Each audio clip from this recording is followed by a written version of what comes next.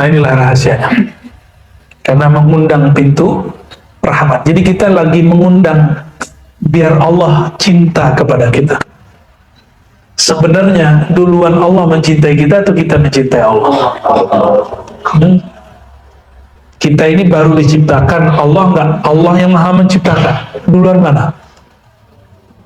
Maka sebenarnya siapapun yang bersolawat detik ini, detik kemarin, besok, sebenarnya Allah sudah menyebut namanya. Allah sudah menyebut. Maka abshiru ayuhal musallin al-mushtaqina ila rasulillah anallahu zakara ismakum. Ya, maka berbahagialah orang-orang yang bersolawat, Allah menyebut namanya di dalam rahmatnya. Ya. Mazharihi wa tajalliyatihi fil alamin. Amma ba'du, baik ikhwah fillah, kita malam ini pembukaan daurah kajian Ramadan. Kita memilih untuk Ribat Nur Ahmadi, Ciputat, kitab Sayyidina Ibn Athaillah As-Sakandari yang berjudul Al-Qasdul Mujarrad fi Ma'rifatil Ismil Mufrad, ya, yang berarti mengenal nama Allah, yaitu lafaz Allah atau atuhu atau nama-nama yang lain. Nanti juga akan masuk di situ pembahasan bolehkah zikir Allah, Allah, Allah, bolehkah zikir hu, ya, tanpa menyebutkan ya, karena di zaman Ibnu Athaillah ada ulama yang lebih muda dari beliau, namanya Ibnu Taimiyah, mengingkari kebolehan berzikir dengan lafaz Allah, ya. Bahkan dia mengatakan itu bid'ah. Kenapa? Dia tidak dalam bentuk satu kalimat, tidak jumlah mufidah. Namun itu sudah dibantah oleh beliau. Sayangnya pandangan pembantahan ini masih berulang tanpa di-upgrade, ya. Bahwa itu sudah dijawab oleh para ahlinya. Namun kita nggak boleh maksa orang untuk mengikuti pandangan kita. Jadi kita biarin aja, ya. Lalu mungkin mukayif fuk.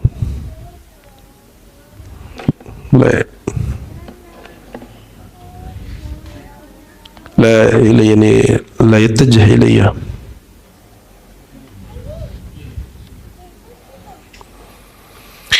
Baik, tadi yang saya bacakan muqaddimah beliau, dan muqaddimah ini adalah isi dari kitabnya semua. Jadi kita mesti baca muqaddimahnya. Bismillahirrahmanirrahim. Kita baca suratul Fatihah ila ruhil arwah Sayyidina Muhammad SAW. Dan pengarang kitab ini Al-Imam Athaillah As-Sakandari, dan saya meriwayatkan kitab ini dari Mujizuna wa Syekhina Dr. Abdul Rahman Nazari Syazili, wa bi sanadihi ila al-muallif al-Fatihah. Bismillahirrahmanirrahim. Suratul Al-Jinn ta'alim wa rahmatullahi amin. Qala al-muallif alhamdulillahilladzi nawwara quluba awliyaihi bi anwari hidayatihi. Ya, segala puji milik Allah yang memberi cahaya atau yang menerangi kalbu aulianya, kekasihnya, dengan nur hidayah. Nah, ini rumus. Kalbu aulia, para wali. Kalbu para wali itu tempat apa? Nur hidayah. Nur hidayah, ya. Wasaffa asrarahum litajalli. Jadi pertama kalbu dulu, lalu membeningkan asrarahum, sir mereka. Asrar, ya, asrar para wali untuk apa? litajalli sifati jalalihi wa jamalihi wa kamali azamatihi. Jadi tajalli itu banyak, namun akarnya ada 3, ya. Tajalli, apa arti tajalli? Manifestasi. Allah mengejawantahkan dirinya, menyatakan dirinya, ya, kepada asrar, bukan kepada zahir. Tajalli itu kepada asrar. Ada tajalli, apa yang pertama? Jalal. Apa arti jalal? Keagungannya.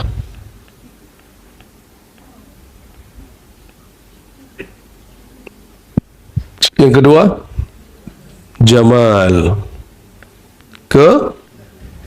keindahannya.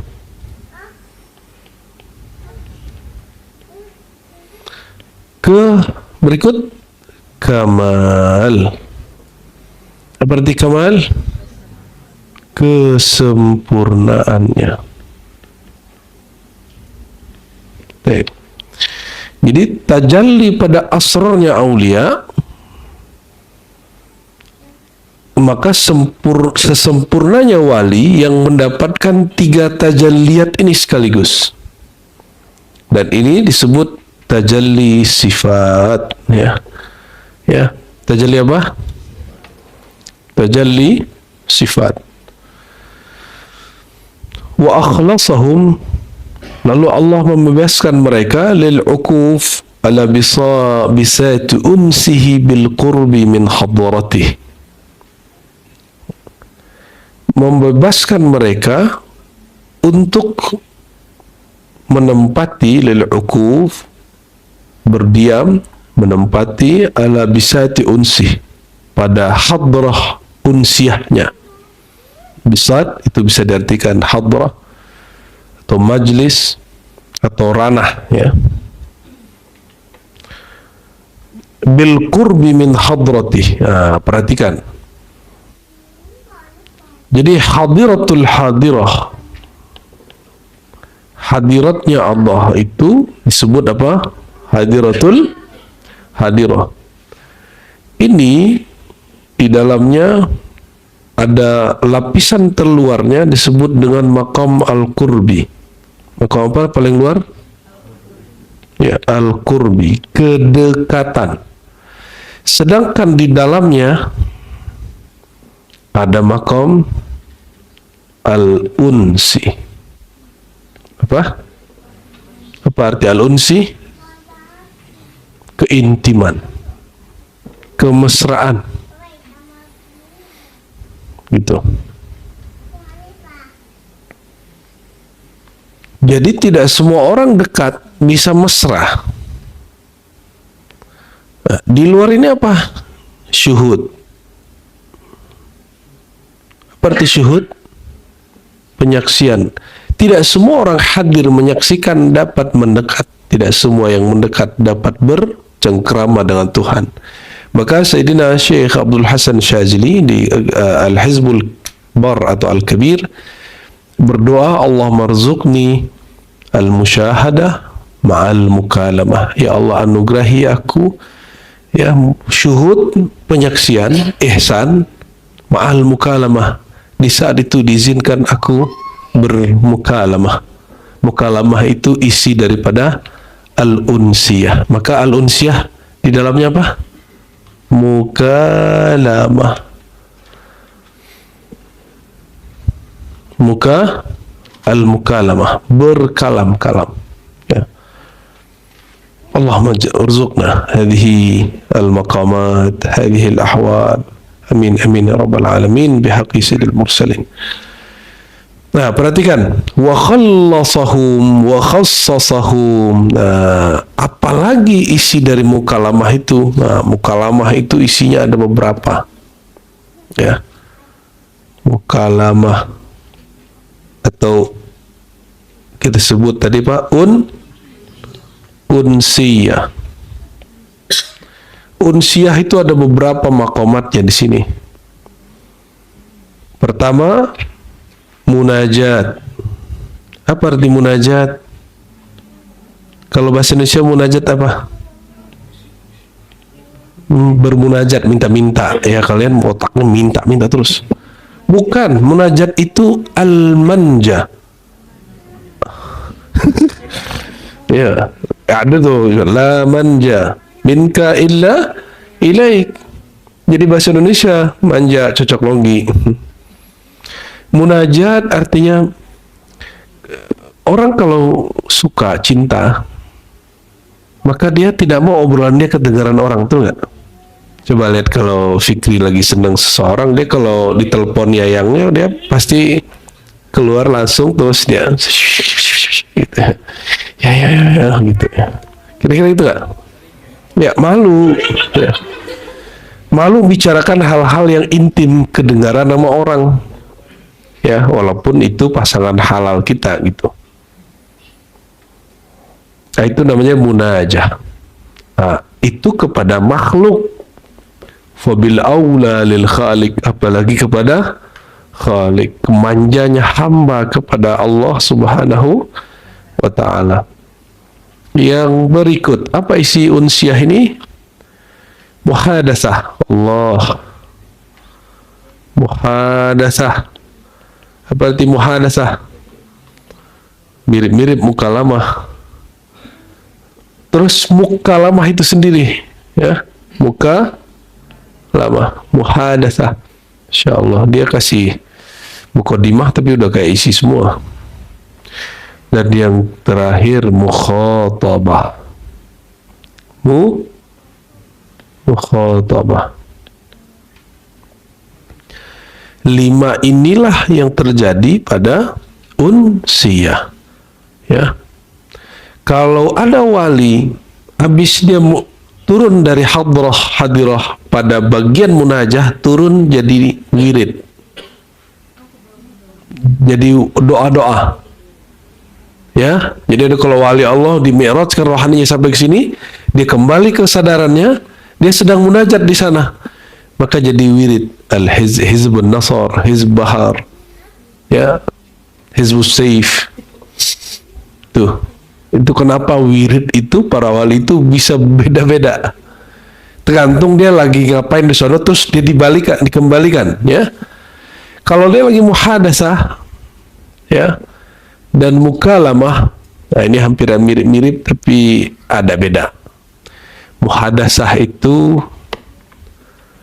kalau kata Nabi SAW, setiap masa itu ada muhaddatsunnya, ada orang yang diajak Allah berkalam-kalam. Kalau ada di umatku, itu namanya Umar. Nah, kalau muhadasah, orang yang diberikan muhadasah, kalau dia kembali ke kesadaran, dia jadi mujtahid. Apa jadi apa? Apa arti mujtahid? Orang yang bersungguh-sungguh dalam memproduksi hukum-hukum yang baru, yang relevan untuk umat para nabi. Terutama kalau Nabi sekarang, ya Nabi Sayyidina Muhammad Sallallahu Alaihi. Jadi ente bayangkan ini makom Imam Syafi'i di sini, makom Imam Malik di sini, makom Imam Ahmad bin Hanbal di sini, imam-imam mujtahidin yang 80-an orang itu di sini semua. Jadi jangan dikira wali-wali mujtahid mazhab itu bukan orang-orang yang dekat kepada Allah. Termasuk Imam Asy'ari dalam akidah. Dia mengatakan kuntu, ya, ana la anamu lailan, ya, 40 sanah. Dia nggak tidur 40 tahun. Salat Isya dan subuhnya satu wudu. Artinya la yanamu lailan. Dia tidak tertidur. Siapa? Abul Hasan Al-Asy'ari. Maka dia jadi mujaddid, mujtahid dalam ilmu akidah. Begitu juga Imam Syafi'i, Imam Ghazali. Imam Ghazali 10 tahun dia melakukan proses unsiah ini. Maka keluarlah kitab Ihya, ya.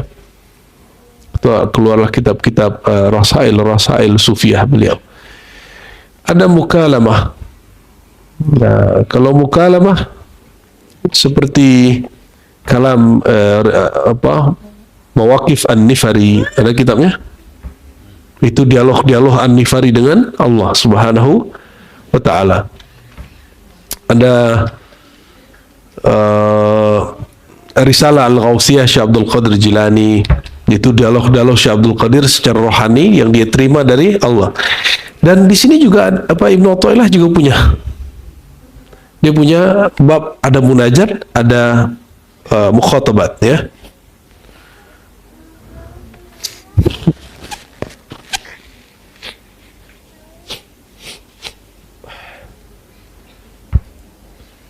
Baik. Kalau mukhatabah ya, maka dia menjadi dai ilallah, dai ilallah,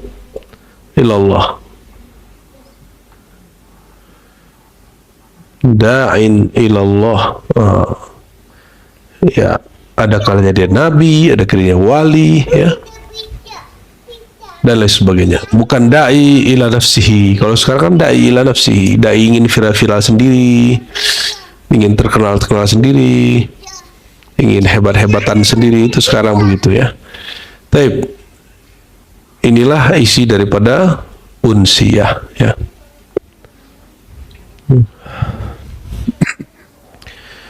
Wa anba'ahum wa arrafahum. Nah, ini sekarang apa yang Allah lakukan kepada mereka di hadiratul hadirah itu, di dalam munajat, dalam muhadasah, dalam mukalamah, dalam berdialog dan mukhatabah itu, apa yang Allah kasih ke mereka? Ini yang disebut ilmu laduni. Ilmu apa arti laduni? Ilmu yang langsung Allah ajarkan ke hambanya, yang langsung Allah ajarkan kepada hambanya.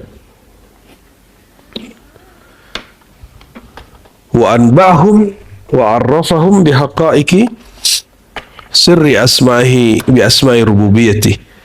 Lalu Allah mengabarkan mereka dan mengajari mereka makrifat. Makrifat apa? Laduni itu bukan kebal-kebal seperti yang dilihat di YouTube itu ya. Kan ada tuh 5 laduni, terus tuh badannya tukang pegang. Itu bukan laduni, itu ladono namanya ya. Kita nggak mengingkari ada ilmu itu. Saya pernah belajar ilmu begituan, tapi saya tahu, oh ini bukan laduni. Kalau laduni nggak begini. Karena pernah belajar begitu, kita tahu ini bukanlah laduni.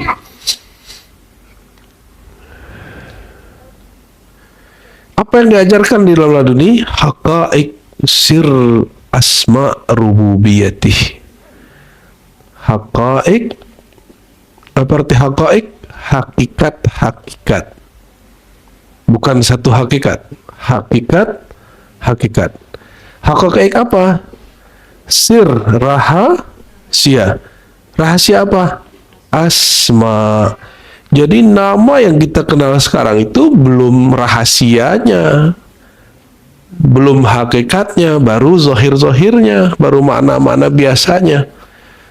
Maka boleh jadi pengetahuan Buya Aldo tentang Allahu dengan antum beda. Sama-sama zikir Allah, tapi yang dimaksud Buya Aldo lebih dahsyat daripada yang ini maksud. Itu aja bedanya. Ya.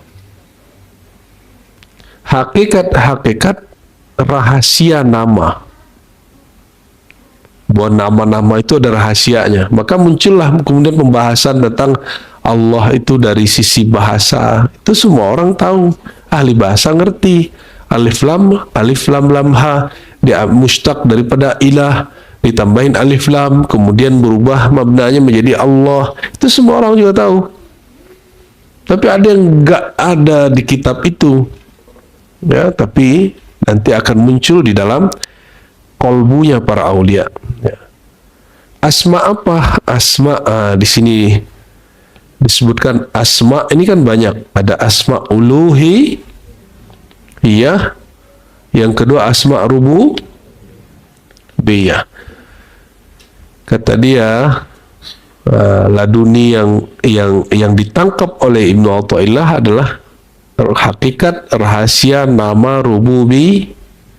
Ini adab dia, karena kalau uluhiyah wilayah zat,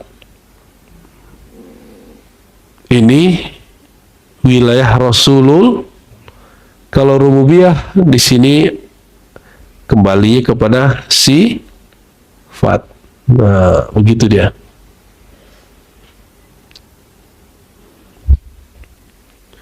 Jadi ini cara beliau aja untuk membatasi, ya, bahwa kita ini bukan nabi, kira-kira begitu. Fatajalla lahum bi asma'ihi wa sifatihi fafadat alaihim bil isyraki anwaru syamsi ma'rifatih. Oke. Lalu tajalli, kita ulang lagi, tajalli ya.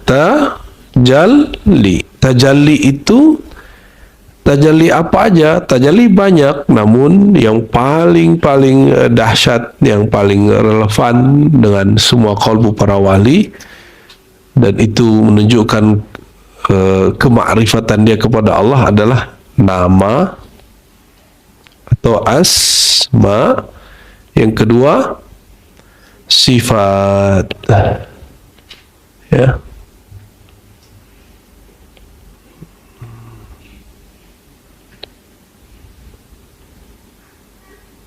As-sifat, ya. Tajalli nama, tajalli sifat. Di sini masih ada apa? Tajalli af'al, ya. Tajalli apa? Af'al. Di sini masih ada yang lebih tinggi, tajalli zat. Tajalli zat wilayah Sayyidina Muhammad, wilayah Sayyidina Al-Mahdi, wilayah Asadah Al-Ghaus, ya.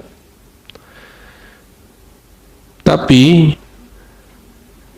tajalli zat yang ada pada Sayyidina Muhammad dan Al-Mahdi itu berbeda dengan tajalli zat yang ada pada semua ghaus, ya. Khususnya Al-Ghaus dari umat Sayyidina Muhammad SAW, ya, mereka pun masih masuk kepada nama asrar, belum pada nama zat itu sendiri, ya. Kalau ini umum saja, itu wali-wali am bisa dapat, ya, tajalli terjadi dulu baru dia sadar, terjadi dulu baru dia sadar. Nah, itu ciri-ciri orang dapat tajalli af'al. Terjadi dulu baru dia sadar. Jadi tajalli af'al yang paling tinggi itu yang sudah lebur pada asma wa sifat. Apa ciri-cirinya? Dia sadar sebelum terjadi bahwa ini perbuatan Tuhan, perbuatan Allah mutlak, sehingga muncullah ridha sebelum terjadi. Saat terjadi, apalagi telah Tapi kalau tajalli af'al yang umum, tajalli af'al Allah manifestasi perbuatannya secara umum, orang baru kemudian sadar kalau sudah terjadi. Di saat terjadi dia gelisah, sedih, ya, gelisah, ya, stres, anxiety, apa namanya itu, ya, istilah orangnya ngasih nama penyakit kejiwaan. Masa nggak ada nama untuk nur-nur yang menerangi kolbu? Ya adalah, ya. Nah, kalau ingin bersih dari semua pengaruh itu, ya harus memahami tajalli asma dan sifat, karena itulah yang menerangi kolbu. Inilah yang membuat Sayyidina Adam dijadikan kiblat. Selesai dia ngajar para malaikat, itu syariat malaikatnya apa?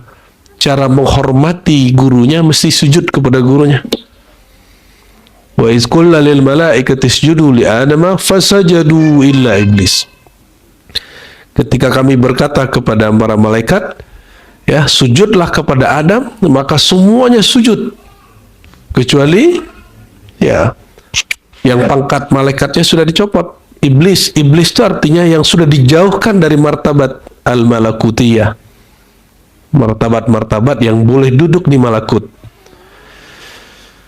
Ya, bayangkan ente, itu malaikat sudah 18.000 tahun ibadah di surga, tahu-tahu ada orang yang belum nyampe 1.000 tahun di surga disuruh jadi guru plus palanya malaikat sujud ke situ.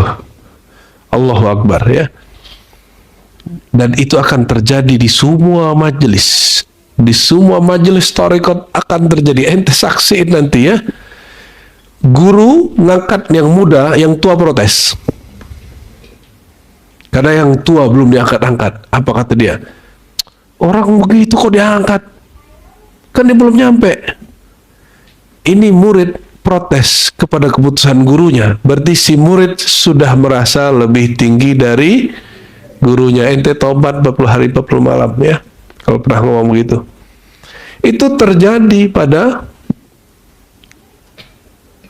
sebagian malaikat ya, sebagian malaikat yang sebenarnya bukan malaikat nuraniyah, dia hanya nariyah ya, yaitu jin yang kemudian dikasih pakaian malaikat, dia kambuh juga penyakit dia.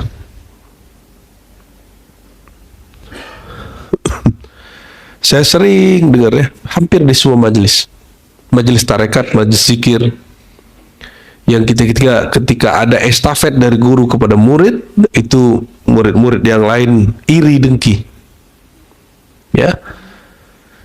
Na'udzubillah, summa na'udzubillah. Tolong jangan diulangi itu ya. Di ribat nggak ada gitu-gitu ya. Insya Allah nggak ada tengkar-tengkar. Insya Allah, kalau emang ahlul ruh, ahlun nur, nggak ada ceritanya begitu-gitu ya. Serahin ke guru. Guru punya rumusan sendiri ya. Guru itu punya kaidah-kaidah yang dia terima dari guru-gurunya, yang mereka sudah uji berkali-kali ya. Yang kadang murid tidak faham dalam kasat mata karena ada hijab-hijab umur, ada hijab-hijab keawaman dan lain segala macamnya ya. Baik. Apa buah dari terjadi asma dan sifat? Fadat alaihim. Ini buah dari tajalli asma dan sifat. Fadat, apa arti fadat? Melimpahlah kepada mereka, disebut faid. Ini bukan faid emanasi yang dipahami dalam filsafat, tapi secara rasio sama, secara hakikatnya lain. Ini yang belajar filsafat di kampus, ini bukan teori emanasi, tapi secara harfiah lafaznya kalau dibawa ke teori-teori rasionalisme itu sama, tapi ini bukan itu. Faid, apa arti faidaniyah? Ketika air kita isi terus, melimpah nggak? Tapi bukan air itu. Kalau gelas mah melimpah. Emang Rasulullah gelasnya apa, wadahnya segelas itu doang? Nggak. Coba bayangkan, bahasa Arab banjir itu apa? Faidunat, faid ya. Coba bayangkan ketika air laut melimpah ke darat, disebut banjir rob ya. Atau ketika air dari gunung melimpah ke rumah-rumah penduduk. Nah, limpahan daripada itu disebut faid ya.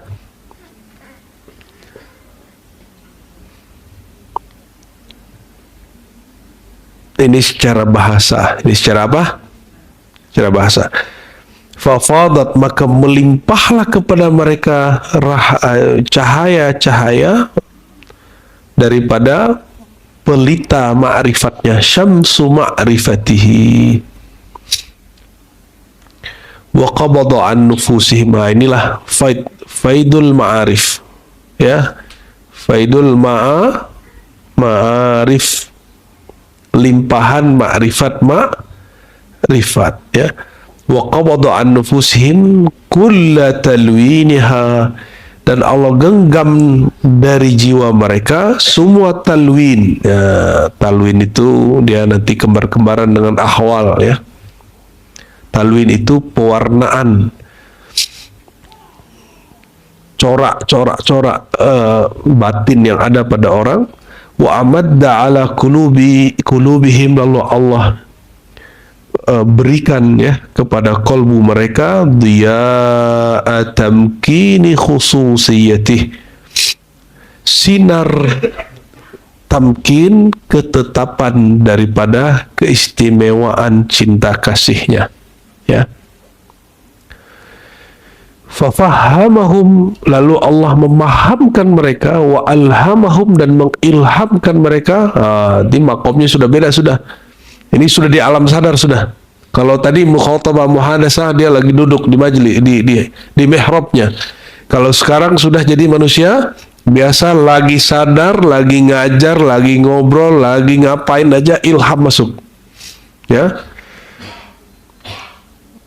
Fafahamahum, Allah beri mereka pemahaman, Allah ilhamkan mereka, wa nabahum, Allah warning mereka, Allah beri mereka peringatan, li husni adabi mujasalati, karena waktu mereka tadi bermuhadasah dengan Allah, mereka jaga adab. Ya, tolong Bu Yayuna lanjutkan bacaannya di mikrofon.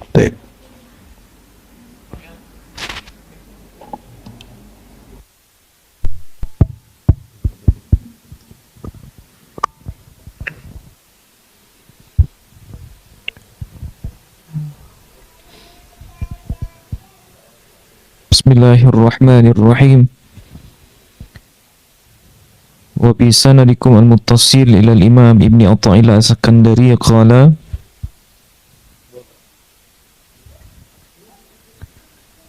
fafahamahum wa alhamahum wa nabbahahum li husni adabi majalasatihi atau mujalasatihi.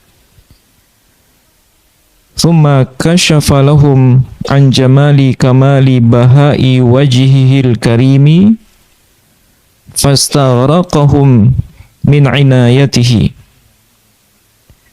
wa adhhara lahum min gharaibi sun'ihi wa itqani fi'lihi wa bada'i hikmatihi.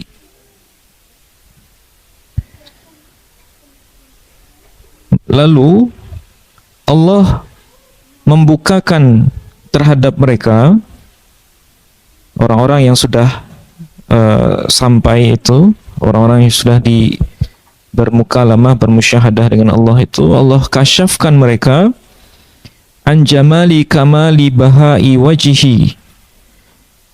Allah kasyafkan mereka dari memandang keindahan, kesempurnaan dan keagungan wajah Allah yang mulia. Lalu Allah tenggelamkan mereka semua dari inayatihi, dari pertolongannya, atau dari lalu Allah tenggelamkan, atau Allah celupkan mereka semua ke dalam inayahnya, pertolongannya. Wa azhara lahum min gharaibi sun'ihi, dan Allah zahirkan kepada mereka sebahagian dari keunikan-keunikan penciptaannya. Wa itqani fi'lihi, dan ketepatan perbuatannya, kemudian keunikan-keunikan hikmah-hikmahnya. Ma syahidu bihi min ajaibi mulkihi wa malakutihi wa jabarutihi, sehingga mereka menyaksikan dengan itu semua sebahagian dari keunikan-keunikan atau keajaiban kerajaan Allah, dan begitu pun malakut, kemuliaan kerajaan Allah di alam malakut dan alam jabarutnya. Syahidu bihi.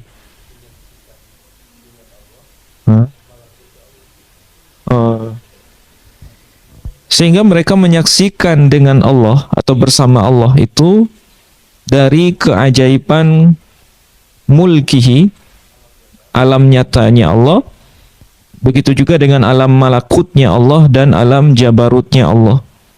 Faghabu wa fanau bihi anhum inda muayanatihi wa musyahadatihi, sehingga mereka lebur, hancur dengan Allah itu atau bersama Allah, anhum dari diri mereka, ketika nyatanya Allah dan ketika musyahadahnya mereka terhadap Allah itu sendiri. thumma thabbatahum wa abqahum bihi wa anasahum bi lutfi rahmatihi wa adnahum bi karamihi wa qarrabahum bi lutfihi wa amalahum bi fadlihi wa saqahum min syarabi mahabbatihi wa auda'ahum asrarahu wa wahabahum dhakhairahu wa ja'ala unsa dhalika wa assalahu fi ma'rifati ismi ilahiyatihi wa satara fihi sirrahu amman sya'a. Kemudian Allah menetapkan mereka serta mengekalkan mereka bihi bersamanya, wa anasahum sehingga mereka pun bermanja-manja, bermesra-mesra dengan Allah atau dengan kelembutan rahmat Allah, wa adnahum bi karamihi dan mendekatkan mereka kepada kemuliaannya Allah, kekaramnya Allah. Baik, ya. Syukran Bu Yainal. Terjemah jayidah. Kita masuk ya, tadi karena buah dari bagusnya adab mereka, maka mereka dapat 3 fasilitas. Jadi adab yang bagus, adab yang baik ya. Nah, hati-hati ente. Jangankan ke Allah, ke guru aja kadang soal adab ya. Adab yang baik itu apa?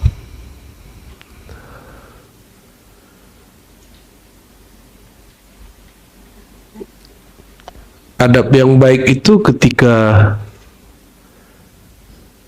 seorang hamba memakaikan adab ubudiyahnya. Ya.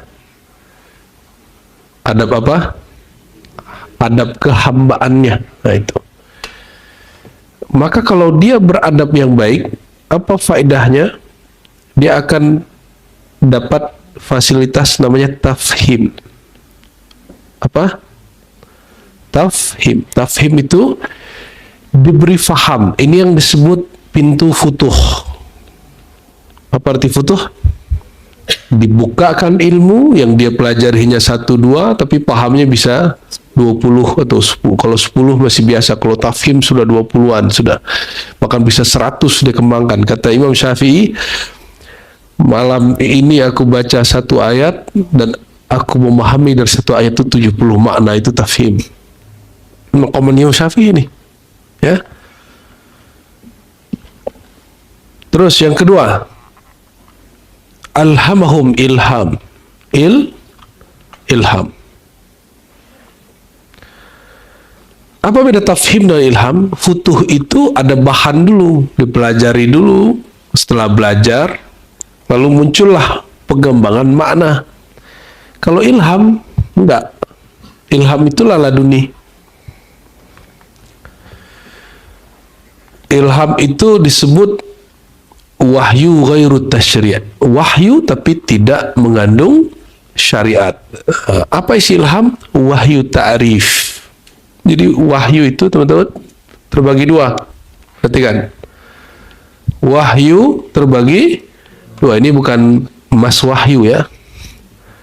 Ada wahyu syariat disebut tasyri'i. Ini hanya kepada para nabi dan rasul. Sedangkan yang kedua wahyu ta'rifi. Wahyu apa?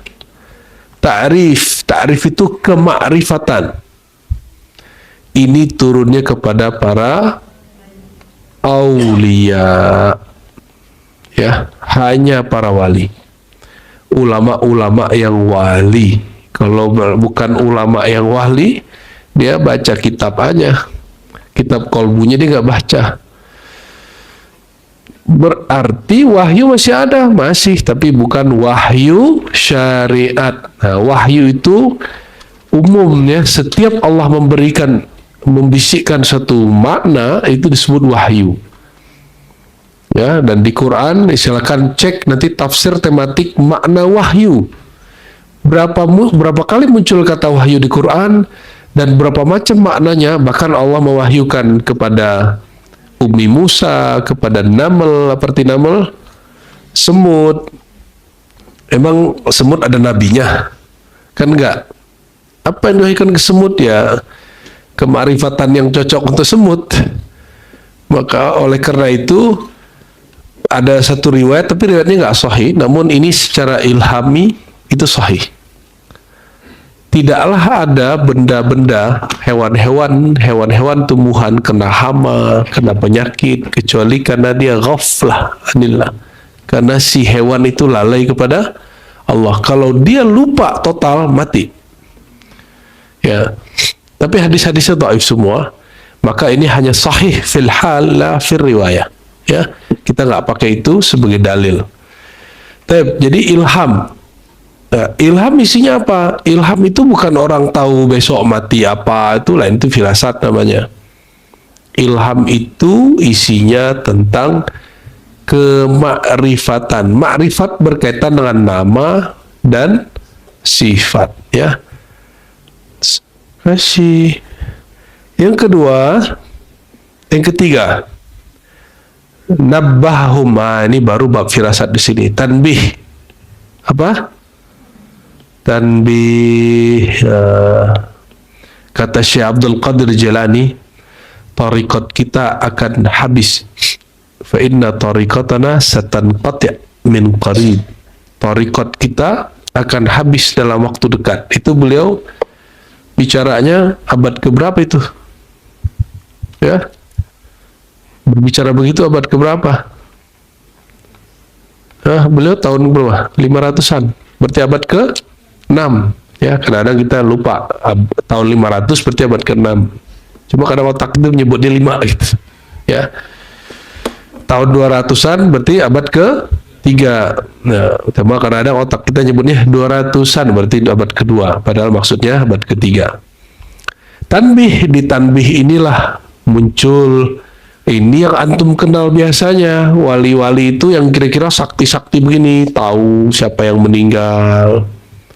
Itu bab tanbih. Jadi kalau ente punya guru, diizinkan Allah mengetahui orang ini wafat hari berapa, ya. Misalnya dipanggil, bro, ya hati-hati hari ini sampai besok, jangan putus wuduknya. Tahu-tahu besok meninggal. Nah, ada wali-wali begitu, ya. Ada yang ngasih time, ya hati-hati ya, 10 hari lagi, 10 tahun lagi, apalah istilah-istilah begitu. Seperti Rasulullah SAW mengatakan bahwa Al-Mahdi itu, Ad-Dajjal itu 40 hari, tapi sehari setara dengan setahun, berarti 40 hari. Ya, walaupun bagi orang sebagian yang menghadapi itu hari berikutnya baru berubah, hari berikutnya baru berubah. Sahabat dikabarin begitu nggak takut ya? Jawabnya apa? Ya Rasulullah, kalau begitu sholat kami berapa kali sehari? Kan sehari setengah setahun. Jadi dia nggak mikirin dirinya dengan apa. Sahabat lagi mikirin, tuh sholatku gimana nih? Gitu. Kalau ente gimana? Ya takut gitu ya. Nah, inilah turunannya nanti firasat ya, firasat ya. Disinilah para nabi memberi kabar-kabar, para wali bisa memprediksi-prediksi dengan izin Allah tentunya. Coba perhatikan kalimatnya. Yang memberi faham siapa? Yang memberi ilham siapa? Yang memberi peringatan siapa? Allah. Berarti yang pintar si wali itu atau siapa? Ya Allah dong. Kenapa ente mengkultuskan wali? Jadi hanya orang bodoh yang mengkultuskan wali. Orang yang arif billah melihat itu, dia tambah cinta dia kepada Allah. Oh betul ya Allah, engkau betul-betul ada, benar ya. Betul-betul mutlak adanya ya. Halo.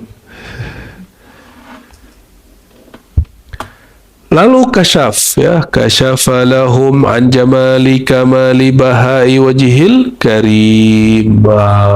Kasyaf itu terbagi banyak. Ente dapat banyak hal malam ini. Kasyaf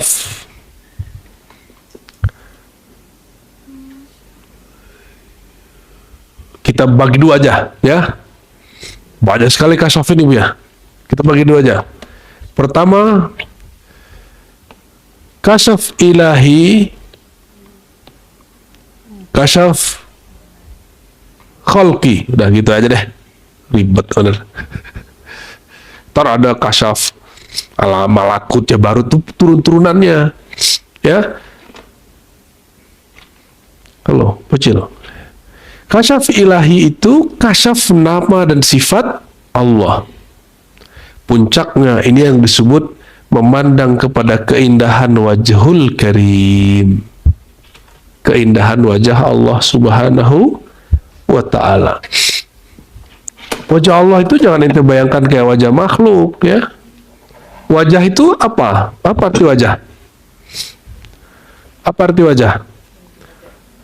Yang ditatap. Apa? Yang ditatap dan yang menatap itu di wajah. Betul?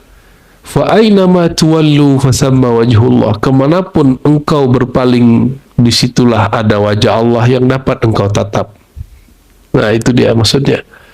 Jadi jangan bayangkan wajah itu ini wajah khalqi, wajah kemakhlukan.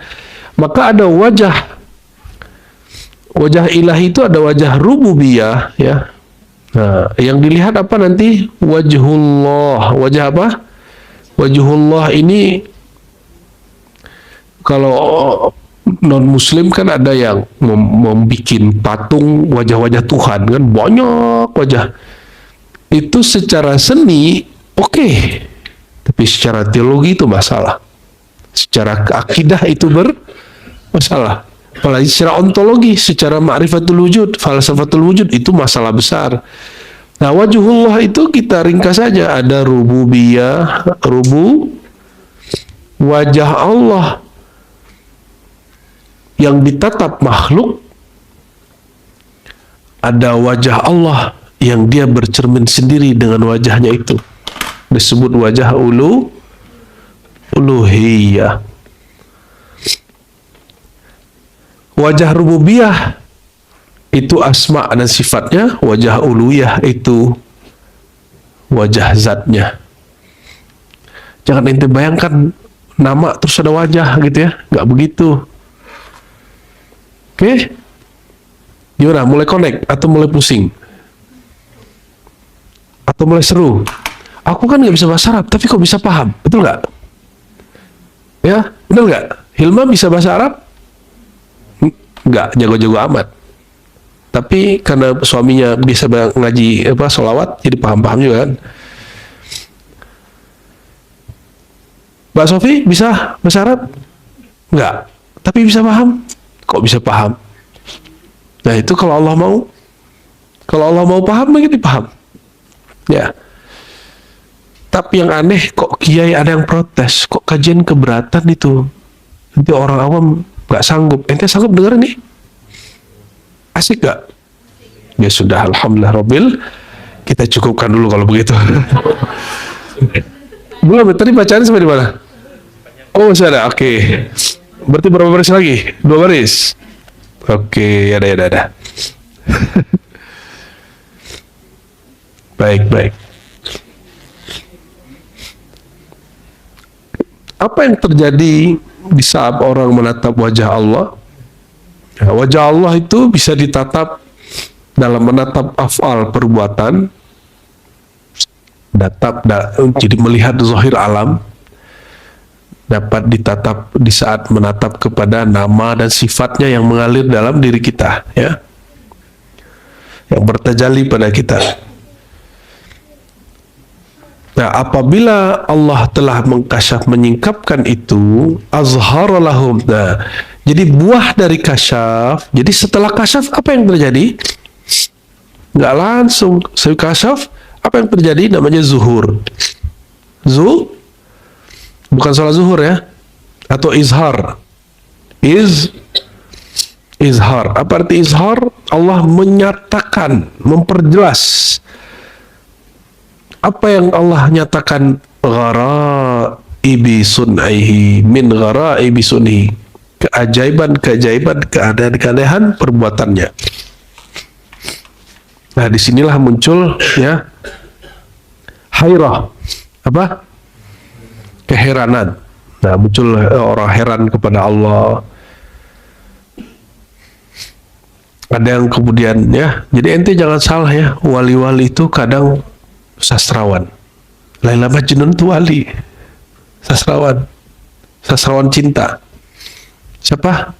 Yang ilah-ilas tuh? Bu Nawas, itu wali Allah itu. Sebagian ilmuwan ya, jadi mereka kalau dapat izhar ini, maka dia kemudian dapat menceritakan hal-hal yang belum dapat diceritakan orang, kayak Ibnul Haytham. Dia bisa cerita tentang teori cahaya yang mustahil orang biasa bisa cerita itu. Itu aulia, namun dia berpakaian ilmuwan. Pakaiannya apa? Pakaiannya pakaian ilmuwan. Oke? Sedikit lagi, karena sudah ada makhluk yang mendekat ini. Apa ya kalimat di situ? Kalau Allah, kapan ente bisa menyaksikan Tuhan secara nyata? Kalau terjadi izhar. Apa yang Allah izharkan? Allah nggak mungkin mengizharkan zatnya. Ya hancur alam semesta. Izhar itu sun'ihi, af'al perbuatannya. Jadi apa yang zahir perbuatan Allah, jangan minta zahir zatnya Allah. Gak usah zatnya Allah, zatnya ente udah zahir belum? Ruh kita zahir gak? Ruh kita aja belum zahir, masa minta zahirnya? Yang zahir dari kita apa? Perbuatannya. Nah ini jadi kaidah bahwa jangankan Allah Ta'ala, kita pun yang zahir hanya af'al. Nah, kalau sudah izhar zuhur, ma syahidu bihi min ajaibi mulkihi wa malakutihi wa jaburti faghabu. Jadi musyahadah pun menyaksikan bihi. Dengan apa? Dengan Allah itu sendiri. Menyaksikan Allah dengan Allah itu hamba itu rububiyah. Di halnya rububiyah. Dia menyaksikan Allah kalau dia lebur, maka disebutkan di situ faghabu wa fanau, ya, fana dan ghaib, ghiyab ya, nah ini mirip-mirip. Fana dan ghaib itu leburnya hamba saat musyahadah, saat musyahadah.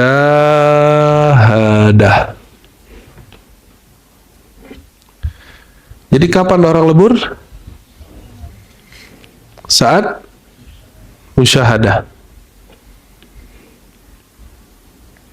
Apa arti musyahadah? Summa sabbatahum. Kalau sudah begitu, kalau sudah musyahadah, ya, kalau sudah fana dalam musyahadah dan muayanahnya, barulah Allah bakokkan, ya. Dengan apa Allah membakokkan? Dengan lutfi rahmanitihya. Jadi fana itu saat musyahadah. Disitulah muncul wahdatus syuhud. Sebenarnya wahdatul wujud itu wahdatus syuhud, Bu, ya. Cuma Ibnu Arabi kurang upgrade bahasa aja. Ya. Seandainya Ibnu Arabi dapat ilham sedikit lagi saja, dia akan aman, tidak dikafirkan orang. Ya. Sayangnya itu. Sedangkan siapa? Ahmad Al-Faruqi, dia sudah mengganti dengan wahdatus syuhud. Dan ini sudah di-upgrade oleh Said Ahmad Zini Dahlan. Kata beliau, wahdatul wujud itu sebenarnya hakikat wahdatus syuhud juga. Gitu. Gimana penjelasannya? Kita jelaskan di lain waktu.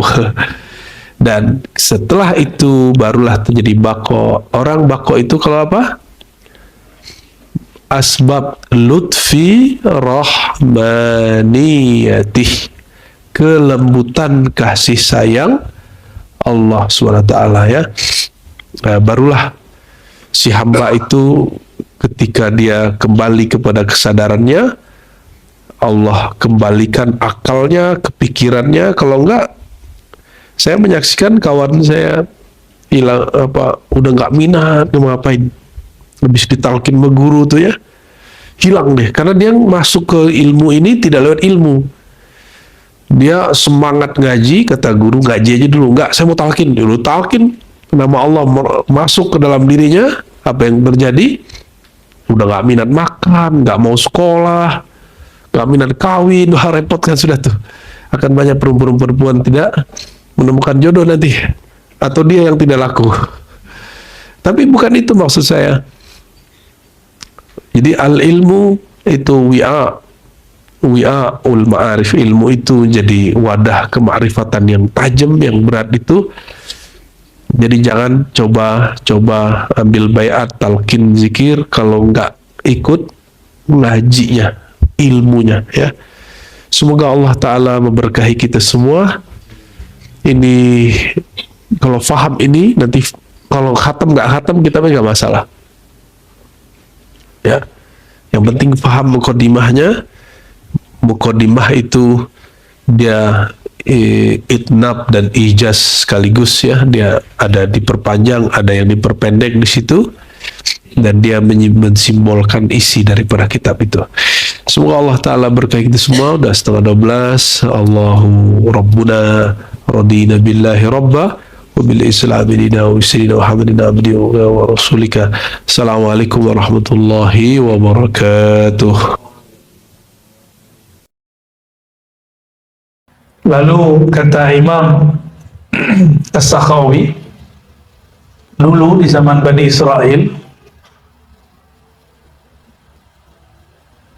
itu ada nabi namanya Samuel atau Esmuel. Kalau orang Arab namanya Ismuel. Nabi Samuel. Nabi ini kalau perang pasti menang, sehingga dikira dia ini dukun.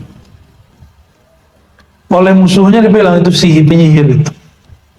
Ayo kita kerjain dia. Kita kerjain aja. Akhirnya beliau ini dibuatlah semacam konspirasi untuk menjebak Nabi Samuel. Tapi beliau tenang aja. Cukup bawa 40 orang, lawannya banyak. Kata teman-temannya ini, kawan-kawannya Nabi Samuel ini, sahabat-sahabatnya, kita mau gimana nih? Kita udah kepung. Kata Nabi Samuel, Qulu sallallahu ala Muhammad. Baca sallallahu Muhammad, sembuh, langsung hancur semua tuh musuhnya. Musuhnya belum diserang udah tenggelam duluan. Ternyata Allah kirimlah angin, ombak bergerak, kapal-kapal musuh semuanya oleh jatuh. Jadi yang 40 orang belum jadi belum jadi turun, belum jadi ngirim panah, belum jadi nyerang pakai tombak. Tapi berkat sallallahu ala Muhammad. Bisa nggak kita salawat yang begitu? Antum takbir aja nggak bikin gentar orang, malah bikin orang geli. Apa masalah di takbir kita? Berarti kita takbir baru besar mulut, belum besar di kolbu. Nah, kita sholawat belum merindukan yang disebut namanya, yaitu Nabi Muhammad. Maka wajar sholawat ini tidak membuat Allah kemudian jatuh cinta, apalagi makhluknya. Ya. Nabi Muhammad Allah jatuh cinta, tapi Abu Lahab masih benci sama dia. Oke? Abu Lahab benci sama dia, Abu Jahal benci sama dia, tapi Allah cinta sama dia. Ini bukti bahwa kalau Allah pun sudah cinta, tetap saja ada orang gak senang sama kita. Emang Allah cinta sama kita ya? Cintalah. Ciri-ciri kita cinta Allah, Allah cinta kita, sering menyebut nama Allah. Siapa yang izinin namanya disebut? Yang punya nama Allah. Jadi inilah sir. Allah tidak izinkan siapapun menyebut namanya kecuali kolbunya bergetar, ada kerinduan, ada syahdu. Maka saya ijazahkan siapapun yang hadir, siapapun yang mendengarkan jauh ataupun dekat, ayo hidupkan sholawat sallallahu ala, di kolbu baca Sayyidina, tapi di lisan gak usah dibaca Sayyidina. Tapi kalau mau baca lebih baik. Tapi dalam pengalaman saya, kalau saya tambahkan Sayyidina, di kolbu itu agak berkecamuk. Sallallahu alaihi wasallam Muhammad sallallahu agak kurang matching.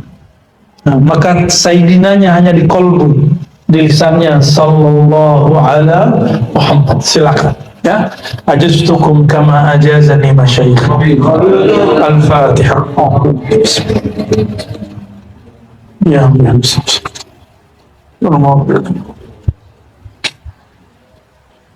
Ada kiai kita ngijazain 313 sehari. Ada yang 400, ada yang 500, ada yang 1000. Terserah antum.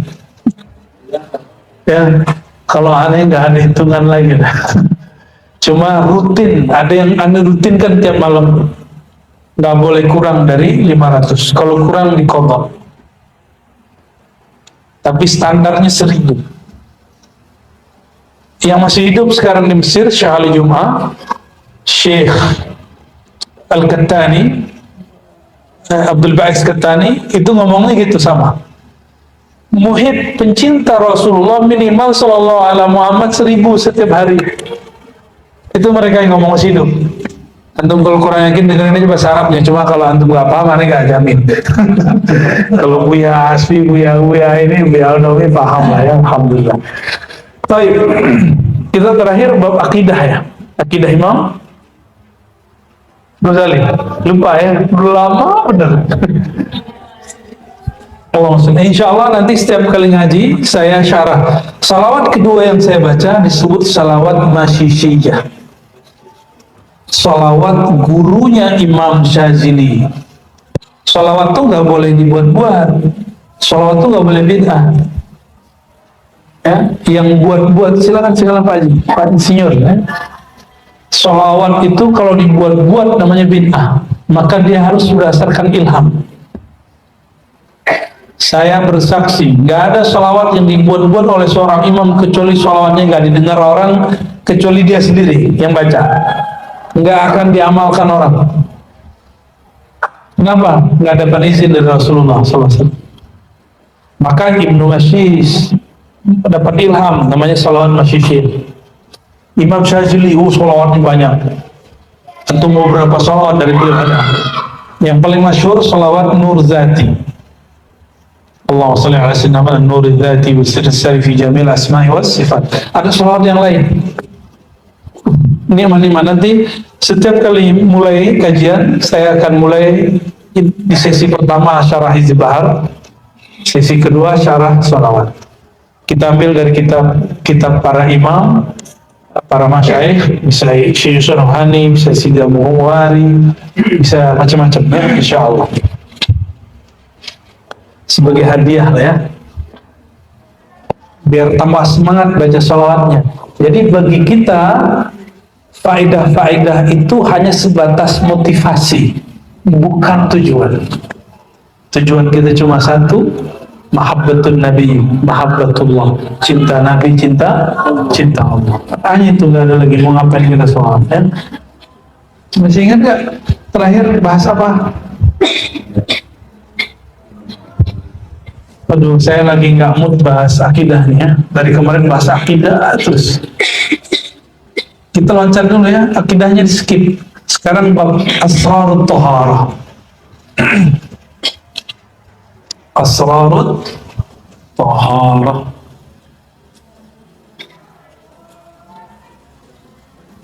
Bismillahirrahmanirrahim.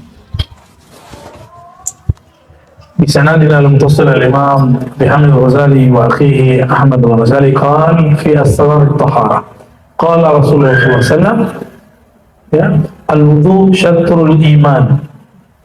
Nah ini versi riwayat bil makna. Kalau yang kita dapat at-tuhur syatrul iman, bersuci di situ wudu. Bersuci di situ termasuk mandi wajib, mandi sunnah ya. Syatr artinya separuh. Apa maknanya? Tidaklah ada sholat seseorang diterima di sisi Allah kecuali dia sholat dalam keadaan berwudu. Jadi sholat gak sah kalau nggak wudu. Itu maknanya separuh, gitu ya. Apalagi orang tidak disebut beradab baca Quran kecuali dia dalam keadaan berwudu. Nah, kecuali yang lagi perempuan yang hafizah atau laki-laki itu sibuk, dia ingin takrir air nggak ada. Kalau perempuan lagi haid, maka niatkan berzikir tapi yang dibaca Al-Quran itu boleh. Ulama kita mazhab Syafi'iyah cenderung mengatakan boleh. Benar ya? Tanya kalau mazhab Syafi'i, tanya ke Buya Bil Asbi, ya, Mufti Ribat Nuraniyah. Ya. Kalau mufasirnya, no sampingnya, Dr. Aldomi, ya. Ya. Ahli zikirnya belakangnya, palet kol. Barakallahu fikum, ya, semoga khidmatnya diberkahi Allah SWT. Wa qala alaihi salatu wassalam, Rasulullah, nah, ini masih riwayat bil ma'na, bunyad-din 'ala an-nazafah, agama dibangun berdasarkan bersuci. Nah, di riwayat Tabrani itu ada kalimat tanazzafu, jagalah kebersihanmu. Dalam bahasa Arab sebenarnya nazafah dan taharah itu sinonim, tapi dalam fikih dibedakan. Dalam fikih bersih belum tentu suci, dan suci belum tentu mensucikan. Tahirun belum tentu dia mutahhirun. Nah, masih ingat jenis-jenis air? Masih ingat? Ada 7 jenis air. Nah, itu jenis sumbernya. Sekarang jenis sifat air dalam bab mensucikan. Tahirun, mutahhirun, suci itu sifat air. Kalau yang 7 itu air mata air, air hujan, air embun, air salju, air keringat nggak masuk ya? Nggak masuk. Nah, itu namanya sumber air. Jadi jenis air berdasarkan sumber. Sekarang jenis air berdasarkan hal sifatnya. Sifatnya mensucikan atau tidak. Pertama tadi tahirun, mutahhirun. Yang kedua tahirun, ghair mutahhir. Yang ketiga tahirun ya. Jangan-jangan salah nih baginya nih. Tahirun, ada tahirun, ghair tahirun. Ada yang berikut, tahirun apa? Ma'un mutanajjisun. Jangan pakai tahirun dong. Air yang najis. Yang suci mensucikan. Di luar azan kita lanjut ya. Kita takhir isya, insyaallah. Tahirun, mutahhirun, contohnya air apa? Itu yang 7 itu. Nah, dan ada yang diperdebatkan, yaitu air musta'mal. Air apa? Musta'mal itu air yang udah musta'mal, dipakai. Ada seorang imam, dia dulu kasyaf. Setiap kali ada orang wudu, dia lihat maksiat kan gugur. Ngeri nggak tuh? Ngeri kali itu. Saya nggak berani minta ilmu itu. Udahlah buat imam itu aja, saya nggak mau, nggak minat. Abis nonton film yang ono aneh kan gitu loh, di matanya ada. Ya, matanya habis jelalatan, habis ngelirik siapa, itu ketahuan ngerepot kan. Maka salah satu nikmat Allah kepada kita, kita nggak diizinkan menyaksikan aib orang. Itu nikmat sekali, nikmat sekali. Jadi jangan suka buka aib, mencari aib, karena itu bukan nikmat, itu nyiksa diri. Asik tapi nyiksa, kayak garuk. Nah, ini filosofi gibah, tajassus. Jadi orang yang suka mencari aib itu kayak garuk, asik nggak? Tapi dia sedang melukai dirinya. Wah, asiknya nggak kamu tambah kenceng tambah.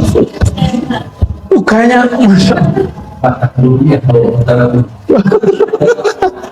keluar kainahnya.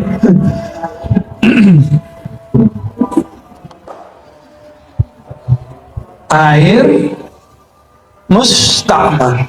Tapi imam ini doa, ya Rabb, ini kasyaf. Saya yakin bukan kasyaf ilahiyah, tapi ini kasyaf syaitaniyah. Engkau yang membuka, tapi dimainkan setan. Maka ya Allah, detik ini tolong tutup dari pandanganku. Dia usap matanya, langsung dia nggak bisa lihat. Langsung dia nggak bisa lihat. Dia ngeliat normal lagi. Maka si imam ini kemudian memfatwakan yang tadinya air mustakmal itu tidak sah atau minimal makruh, sekarang dia mengatakan sah. Nah itu kronologis ilmu hakikatnya begitu. Saya memilih babnya tafsil. Jika mustakmalnya ista'malahu Nabi SAW, maka itu tahirun mutahhirun. Ya, kalau dipakai bekasnya Nabi itu suci. Kalau wali belum. Wali kan zahirnya banyak maksiat, batinnya juga banyak maksiat. Tapi kalau wali, kalau Nabi, bekasnya itu nur. Bekasnya itu, jadi jangan wudhu pakai bekas Buya Asmi. Pakai Buya Anomi jangan ya. Apalagi bekas ada jangan ya. Itu bid'ah itu ya. Taib. Ada kemudian air yang mutanajjis. Ada juga yang makruh seperti air musyammas, ya kita sudah nggak bahas itu, tapi saya langsung ke mutanajjis. Air mutanajjis ini air bukan menambah suci, justru tambah kena, tambah basah, tambah kotor. Sekarang kalau air kopi bisa nggak pakai wudhu? Minum dulu ya. Bismillah. Gimana? Ini tohir nggak? Tohir nggak? Saya minum dulu ya. Coba wudhu pakai air teh, air kopi. Sah nggak? Berarti ada satu jenis lagi tadi, tahirun ghairu, apa contohnya? Air kelapa, air yang sudah mutaghayyir launnya, yang sudah berubah warnanya, berubah rasanya. Nah ini masuk ya. Jangan tanya air keringat. Air keringat gak masuk ya, kecuali keringat Rasulullah dipakai untuk wangian boleh. Air Coca-Cola gimana? Sprite, nah? Air kopi kenangan masuk nggak? Kalau masa lalu kan kenangan pahit ya, mantan tuh indah apa pahit? Nah, maka ada kenangan yang pahit, ada indah. Makanya rasanya ada yang pahit-pahit, ada yang manis. Gak nyambung.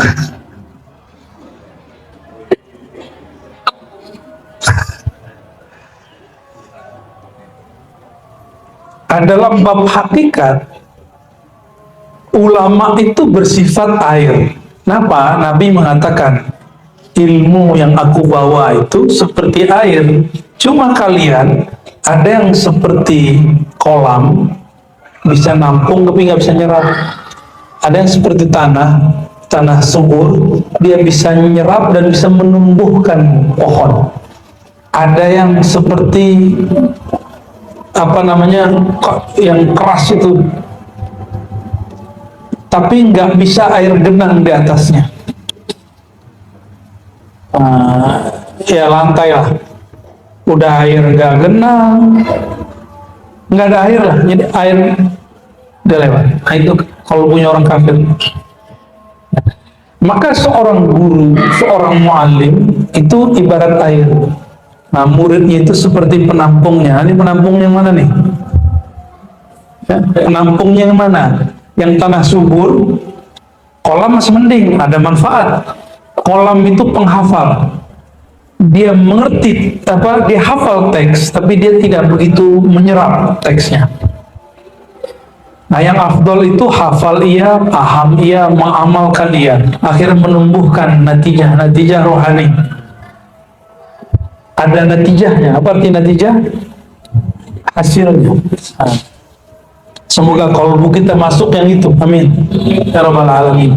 Maka mulai punya murid walaupun cuma satu orang, walaupun yang diajar cuma sallallahu ala Muhammad, ya harus mulai punya murid, punya sahabat. apalagi udah punya ilmu di dalam. Nah, maka orang yang nggak mau nyebarin ilmunya, berarti dia bukan yang dua tipe tadi, bukan tanah yang subur, bukan juga kolam. Dia mungkin yang air lewat itu, tanah sengketa. Nah, hati-hati yang punya ilmu nih, wajib ngajar, ya. Wajib ngajar deh. Ini buya-buya ini dulu nggak mau ngajar di Libat, sekarang nggak mau ngajar di Libat.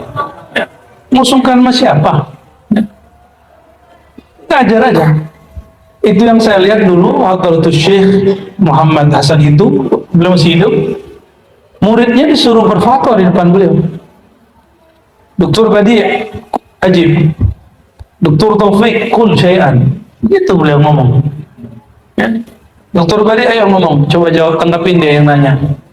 Dokter Taufik ada tambahan, gitu. Syekh Fulan suruh jawab di depan gurunya disuruh.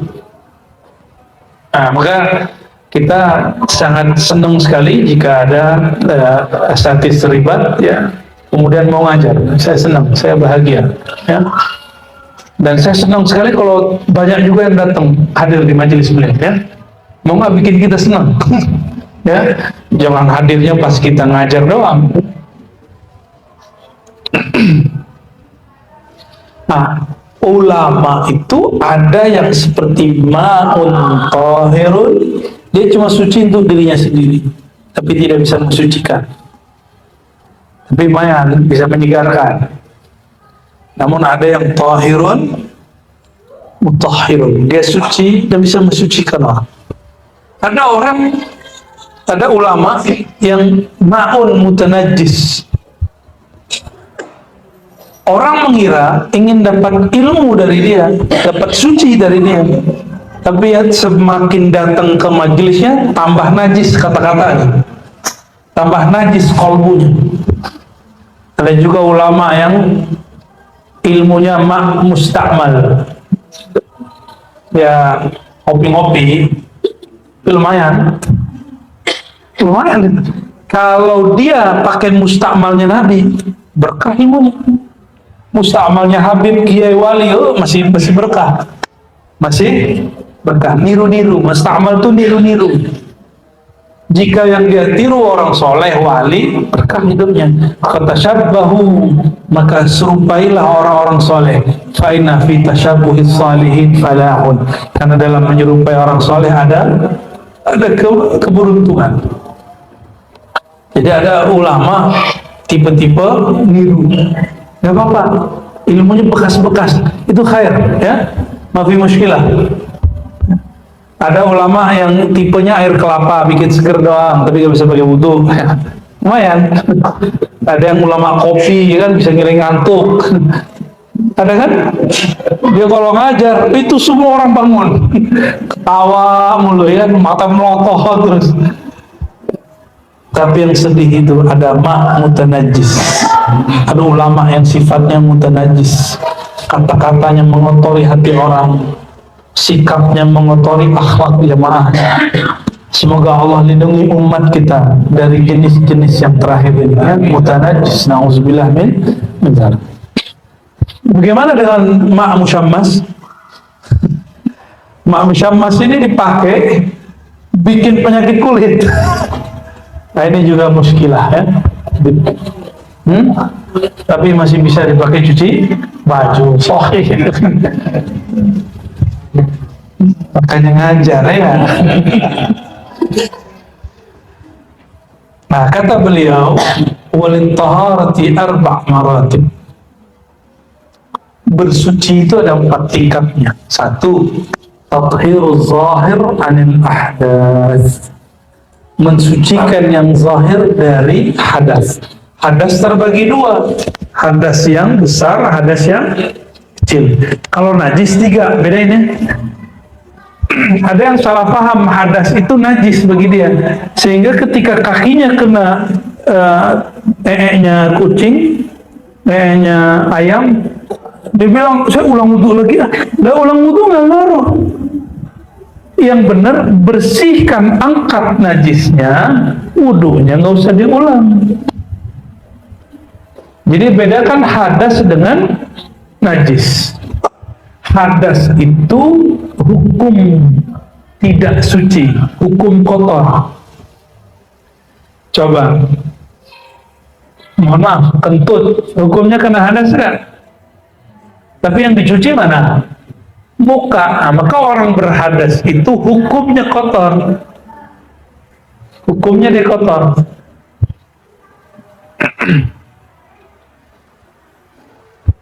Aneh gak tuh? Hah? Bagi saya aneh. Maka Sayyidina Ali juga bilang ini aneh. Dan ini tanda agama itu bukan agama akal-akalan. Agama itu wahyu, ta'abudi, sepatuh-patuhnya hamba, kepatuhan hamba. Yang kentut bagian bawah, maaf, yang dicuci bagian depan, kan gak nyambung. Tapi karena patuh kepada Allah, ketemu rahasianya. Orang kalau kentut, orang kalau mengeluarkan sesuatu dari badannya, itu ada proses panas di dalam tubuhnya. Ya, ketika dia keluarkan itu, badannya agak berubah kondisinya, moodnya nanti berubah. Mood itu dikembalikan pakai air, karena manusia tercipta dari air, kembalikan dia kepada air. Maka kalau lagi stres, duduk-duduk depan sungai, ya, depan danau, depan laut, ya. Jangan sendiri, ternyembur sendiri mati, bunuh diri. Ajak orang ngopi-ngopi di situ, mancing-mancing, nyemplung mandi boleh, tapi harus ada temannya, jangan sendiri. Ya, jadi kalau kita stres jangan sendiri. Atau kalau nggak ketemu, ambil air minum. Itu cara mengembalikan mood, bukan mood, itu mati. Ini ilmunya. Ini sir daripada toharah, bersuci. Sir daripada toharah. Jadi kalau bete, jangan diikutin betenya. Harus cari sesuatu yang segar. Makanya kami dulu ketika suluk 40 hari, alhamdulillah dengan izin Allah, kalau zikir nggak dinikmati, bahasanya nggak jalan. Tasbih diputer, tapi kok berat di sini. Disuruh wudu. Nggak juga, sebelum itu ngopi-ngopi dulu. Cuma waktu itu umur saya baru 12-13 tahun, saya nggak suka ngopi. Suka ngopi kan baru-baru ini, baru disesatkan oleh seseorang. Ya, dulu kita nggak senang ngopi. Tahu-tahu kiai-kiai semuanya rata 90% ngopi. Kiai-kiai dulu sampai ada semacam sunnatul kayahi, apa? Sunnahnya para kiai itu ngopi. Biasanya ada asap-asapnya. Nah, saya ambil yang ngopinya, ya. Yang asap-asapnya sesekali aja.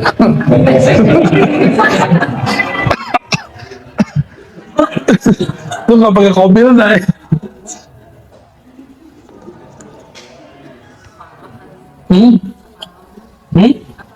Iya.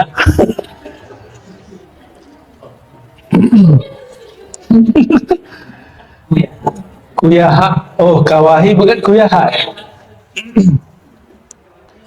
Jadi dari dulu itu kiai, karena mereka suka mutolaah malam hari, itu mesti matanya kuat. Temennya nggak ada, temennya apa? Kopi, rokok. Nah, saya ngambil yang kopinya. Lumayan. Tapi umur 13 belum. Maka dulu kalau ditanya, waktu saya riadoh, saya paling banyak tidur. Tapi berkualitas. Dalam tidurnya zikir. Mataku tertidur, kolbuku jalan-jalan. Beneran. Itu sampai kita ngeliat tubuh kita nama Allah. Di kaki, di mulut, semuanya lafaz Allah, Allah, Allah. Wah, alhamdulillah, ya dihibur sama Allah. Soalnya kalau bangun batuk, teman-teman protes, kamu nih, saya lagi asik zikir Allah, Allah, pas batuk hilang nikmatnya. Akhirnya mereka doa, ya Allah tidurkan arus. Jadi saya tertidur itu karena doa teman saya di samping. Maka tidur saya itu ini ngeles, ya. Tapi asli. Satu kali Abul Hasan Syazili kalau sallallahu sirrahu ngomong ke muridnya, khadamnya, ya, da'ni biarkan saya mau wiridan. Attakhiz wirdan. Saya mau ngambil wirid, mau ngamalin wirid. Terus muridnya nungguin, oke. Masuk beliau ke kamar, ambil bantal, tidur. Muridnya bingung, mulai syak nih kolbunya. Ini jangan-jangan bukan wali Allah nih, wali setan nih. Ya, khodam itu ujiannya berat, tapi kalau dia bisa melawan ini, dia jadi wali juga. Ini hebatnya khodam. Dia nggak perlu banyak wirid, dia cukup khidmat kepada yang banyak wirid. Tapi di kolbunya ada syak dikit, batal khidmatnya. Nah, inilah ilmu Sayyidina Anas bin Malik. Bangun tidur, ya, belum nanya, Abul Hasan Sazili sudah ngelihat ada pertanyaan besar di kepalanya, kepala mukhadamnya ini. Akhirnya beliau ngomong, wahai sahabatku, tahukah kamu aku bisa wirid malam nanti itu karena tidur sejenak malam siang ini. Maka naumi wirdan, tidurku itu juga wirid. Tuh, bisa nggak antum tidurnya wirid? Wiridnya karena pengennya apa, tidurnya, oh saya mau ngaji nih, tahajud kuat, saya tidur dulu sebentar, setengah jam aja. Niat begitu nggak? Itu tidur sudah wirid. Oh malam nanti nih saya mau wiridan, tiap malam saya mau wiridan, maka harus tidur sekitar setengah jam atau 1 jam, jangan lebih. Kalau lebih bukan wirid namanya, ngorok. Itu beda ya, sebentar aja. Tadi kita mengamal gitu, saya nyetor itu. Kita berangkat subuh ngajar, orang tidur kita udah jalan. Ba'da subuh, ba'da talim, saya minta ke pengurus masjid sediain kasur buat saya, nggak usah yang bagus-bagus. Saya mau tidur setengah jam aja. Tidur tadi sebelum antara subuh dengan duha, saya tidur setengah jam. Segernya bukan main. Kalau nggak ngomongnya salah-salah. Nabi Adam, Nabi Musa, balik-balik. Ya, itu ciri-ciri saya kurang tidur. Sama nih beliau-beliau ini kalau capek begitu. Lelah hayati katanya. Tadi sebelum mengajar kita tidur juga sekitar setengah jam juga, alhamdulillah. Maka makruh qailulah lebih dari 1 jam. Makruh qailulah itu tidur di siang hari lebih dari 1 jam. Ya, itu namanya kaifuwah. Baik, ya. Jadi ada orang martabat wudhunya, jadi makom dia wudhu, makom dia mandi suci, mandi wajib, itu baru suci dari yang hadas zahir. Tapi ini sudah bagus, ini muslimin, ini makom muslimin, ya. Nah, cuma di sini aja udah banyak setannya, namanya walhan. Walhan itu yang bikin ragu, yang bikin kita berulang-ulang wudhu, yang bikin takbir berulang-ulang. Nah, itu kena setan dia. Ada ngeliat orang imam lagi, Allahu Akbar, kita ikut Allahu Akbar, ini sholatnya sir, sholatnya sir, terus dia ulang lagi takbir. Kita udah baca Fatihah, gimana tuh? Nah, itu akibat wudhunya dia diganggu, disentuh oleh setan, namanya walhan. Ada di Sahih Muslim. Nabi sendiri yang mengabarkan ada nama syaitan. Itu setan itu punya nama, masa roh ente nggak punya nama?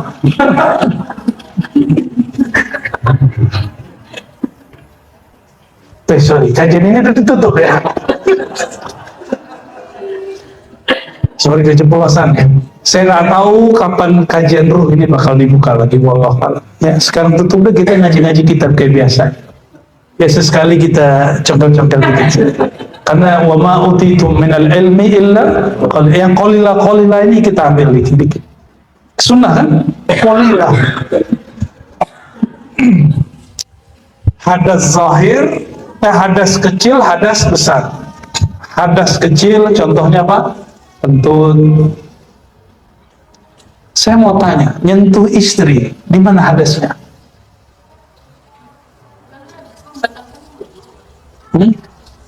Jadi hukum hadis loh. Benar nggak? Batal wudhu nggak? Sentuhan lawan jenis dalam mazhab Syafi'i loh ya mufti. Benar ya? Batal wudhu kan? Dihitung hadasnya apa? Hadas kecil. Loh di mana hadasnya? Maka ini bukan hadas hakiki zatnya, hadas hukumnya. Tapi saya tidak mengambil mazhab itu, walaupun mazhab saya Syafi'i. Maka saya sentuhan sama istri, bagi saya nggak batal, bagi dia batal. Bagi dia, saya ini penyebab dia berhadas.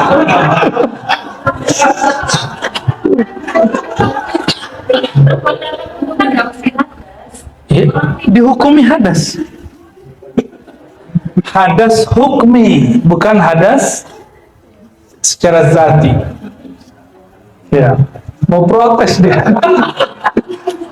Kita dulu talaki juga ini. Jangan dikira aneh ngaji tasawuf mulu dah itu. Enggak. Kita ngajinya untuk talibin kepada Abuyan Oman Bashir 2 tahun namanya. Yang talibin. Ada yang ngaji yang talibin? Kan? Ada kan? Nah, itu kita masa Syafi'i bukan? Khatam kitab Matan Takrib dan juga beberapa bagian dari Syarah Qasim Ibnu Qasim. Alhamdulillah bersanad kepada Rasulullah Sallallahu Alaihi Wasallam. Ya, alhamdulillah. Cuma kalau saya ngajar fikih, nanti ada yang marah sama saya, bukan Buya Hasbi yang marah. Ada orang bilang, lapak aneh kok ente ambil lagi. Kita buat daurah akidah, kata dia, ente ambil lapak aneh lagi, Rosi. Ya salah. Emang ada lapak-lapakan dalam ini? Kayak buka lapak aja. Wathaniyah. Nah, sebelum masuk ke thaniyah, hadas besar. Apa hadas besar? Bertemunya iltiqa'il khitanain atau khurujul mani.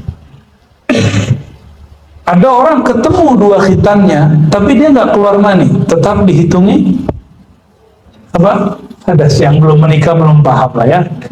Pahamnya paling cuma khurujul mani, mimpi basah. Ya. Dan saya berkali-kali katakan, al-wali la yahtalim.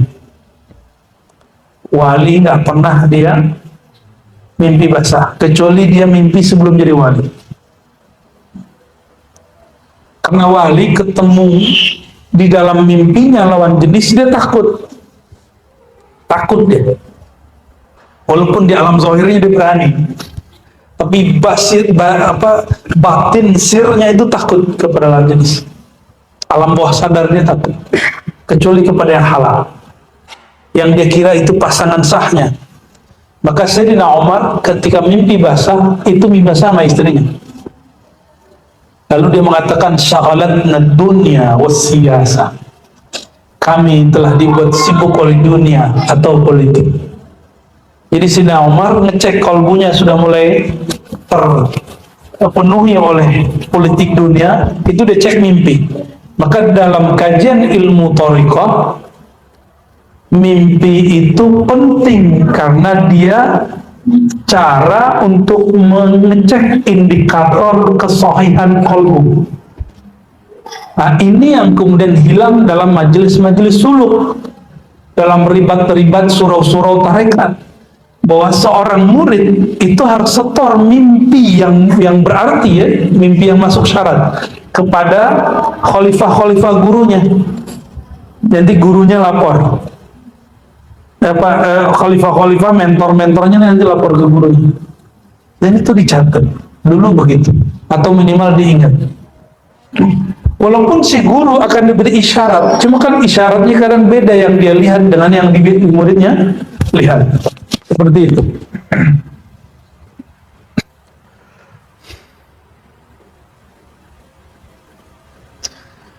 Oleh karena itu, teman-teman, usahakan kalau tidur dalam keadaan bersuci. Dingin sekali udah tayamum. Yang penting ada usaha untuk bersuci. Supaya apa? Kita tidur dalam keadaan suci. Kata Nabi, siapa yang tidur dalam suci, maka Allah perjalankan ruhnya di alam malakut. Sallallahu alaihi wasallam. Ya. Jadi kenapa ruh kita ini jarang ketemu orang soleh, jarang ketemu ruh yang aulia, anbiya?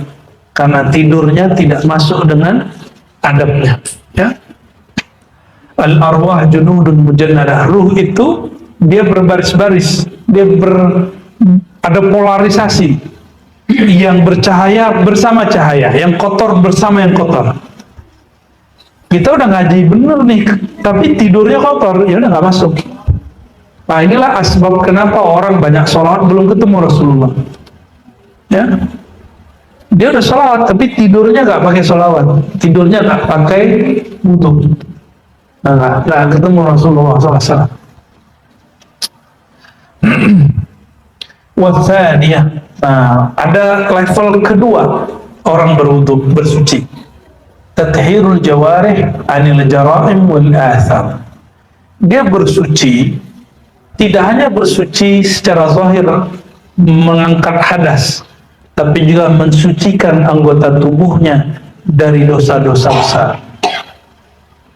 Nah, jadi ketika kita nyuci muka itu diitikadkan bahwa dosa mata habis jelalatan itu gugur. Ketika berkumur-kumur, kata-kata yang kotor kemudian ikut. Nah, karena kalau kita dikasyafkan Allah, kita ngomongin keburukan orang, itu langsung di sini ada nanah yang berkembang. Kalau antum dibuka, coba nanti minta itu sesekali. Kalau nggak percaya, ya muntah-muntah antum nanti, dan nggak akan kuat hidup. Melihat sini, itu melihat TV itu isinya itu semua kan. Yang isinya gosip, yang isinya sibuk dengan aib orang. Ya, kita kan nggak seneng nih dengan orang yang berlaku maksiat yang kemudian diberitakan di TV. Tapi coba kita pelaku maksiatnya lalu diberitakan TV, seneng nggak? Nggak seneng kan? Nggak seneng, maka udah tolong berhenti nonton berita yang tentang aib-aib orang, biar masuk ke bab ini. Ya, nah, jadi jangan-jangan nggak ketemu Nabi dalam mimpi karena dengerin gosip, atau di majelis kita nggak gosip. Kalaupun ngomongin orang untuk cari islahnya, bukan mencari fasadnya. Nah ini syarat boleh ngomongin orang tapi satu, mencari islahnya, bukan mencari fasadnya. Dan yang ketiga, nah, tadi masih, jadi 1 dan 2 masih zahir. Yang pertama zahirnya hadas, yang kedua zahirnya maksiat. Ya. Yang ketiga tathhirul qalb anil akhlaqidz dzamimah. Dia berwudu, dalam wudunya dia membersihkan kalbunya dari akhlak-akhlak yang buruk. Kalbu ini kan raja. Nah, ini itu semua channel-channelnya, alat-alatnya. Ketika kita berwudu, mata ini sekali melihat maksiat, yang hitam mana? Mata atau kalbu? Maka untuk membersihkan kalbu, bersihin mata yang maksiat itu. Idza aznabal abdu, ya, jika seorang hamba bermaksiat, ju'ilat nuqtatun sauda fi qalbi, maka muncul noda hitam di dalam kalbunya. Kalau maksiatnya mata, bersihin matanya. Maksiat lidah, bersihin lisannya. Maksiat telinga, bersihin telinganya. Jika yang maksiat kalbunya, bersihin kalbunya. Ya. Level 3 ini adalah level wali Allah. Level kedua mukminin muttaqin. Level pertama muslimin. Yang pertama muslimin, yang kedua mukminin muttaqin, yang ketiga wali Allah, dan yang keempat wali Allah itu terbagi 3, am, khawas, khawasul khawas. Orang-orang beriman itu am, umum.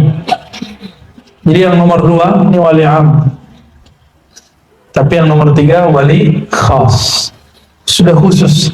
Dan yang keempat rabi'ah, tadhhiru sir amma siwallah wa hiya taharatul anbiya'i was-siddiqin. Dan yang keempat, bersihnya sir dari selain Allah. Wudu yang dibersihkan, ya Allah, jika ada kecenderungan hatiku kepada selainmu, tolong dibersihkan ya Allah. Kalau sudah begitu, sudah mulai belajar kolbunya jadi kekasih Allah, ya. Bisa nggak kita semua seperti ini? Bisa, namanya siddiqin. Dan ini makom bukan hanya untuk orang terdahulu, tapi sampai akhir zaman berlaku. Ini perkataan Imam Ghazali dalam kitab Kimia Us-Sa'adah. Kata beliau, jangan engkau kira makom-makom ini hanya untuk orang terdahulu, para nabi dan para aulia, tapi ini untuk semua umat Nabi Muhammad, siapapun yang mau. Jadi kita bisa sampai ke makom ini, insya Allah.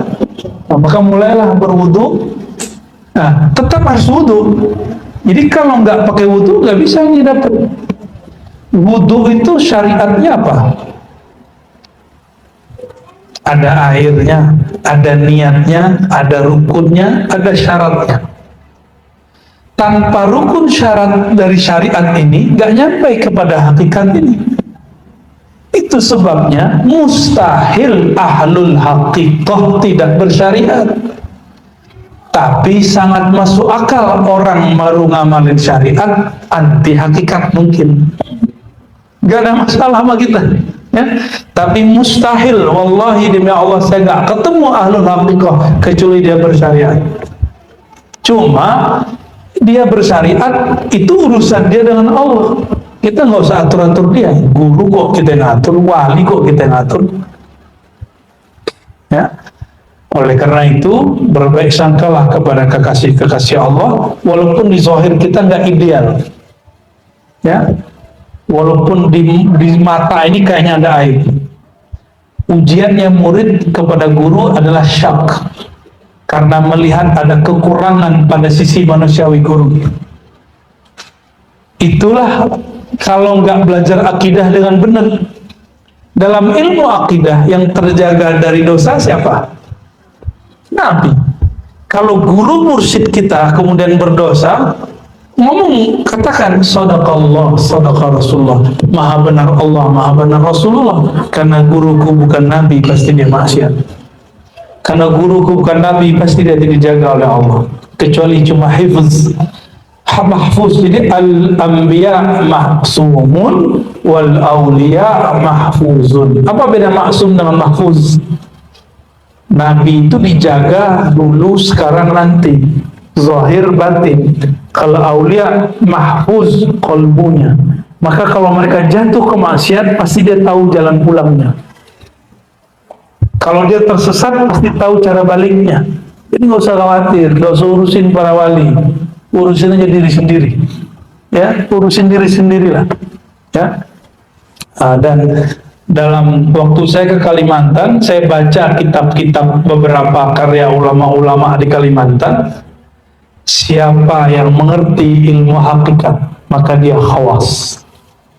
Siapa yang mengerti ilmu hakikat dan mampu membahasakannya kepada manusia, dia khawasul khawas.